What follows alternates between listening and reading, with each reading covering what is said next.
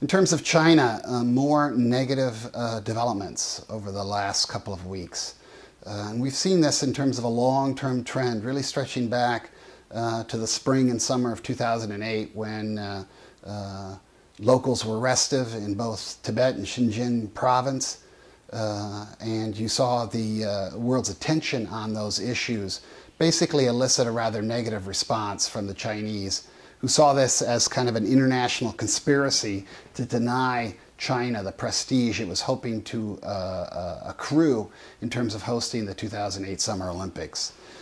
Fast forward to Liu Xiaobo's selection by the Nobel Committee for the Peace Prize last year, then the onset of the Facebook revolutions in North Africa, and recently the arrest of lawyers in China who have been focusing on human rights cases, and then now the very high-profile quasi-arrest, most definitely detention of Ai Weiwei, a very famous, actually the most famous modern artist in China today.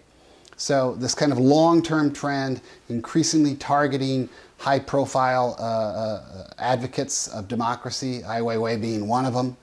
and very much fitting the profile of China's approach to these sorts of things, what they call in China killing the chicken to scare the monkey. And that means choosing a high-profile target in order to scare the masses. Like the United States, there's been a tremendous debate going on in China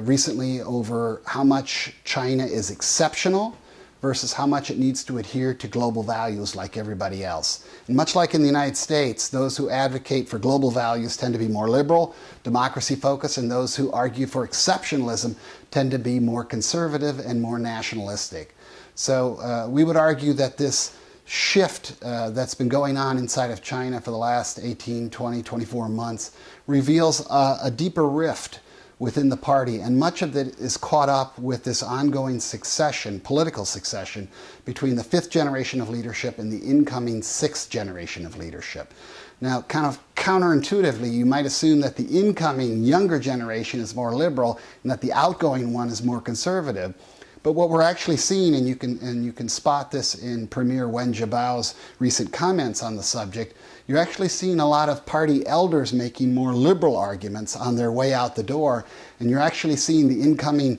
more youthful 6th generation being much more nationalistic and being much more in the mode of proving themselves as kind of true party adherents. And in the midst of all this, we have this very unknown figure in the form of the presidential heir apparent, Xi Jinping, who hasn't really been saying much and keeping his mouth quiet on the subject. So unclear where China is going, but clearly reflective of a political succession where you're having a lot of new players in the system, very eager to prove themselves as party stalwarts. And when you look at somebody even like Xi Jinping, and you try to figure out where this guy may be coming from in coming years, you have to remember this guy is only so old that he can still remember and had youthful experiences during the Cultural Revolution. And that's something in the West that's undervalued. We have a poor sense as to how that creates conservatism even now, 30 years, 40 years later among leadership, because of the fear of instability. So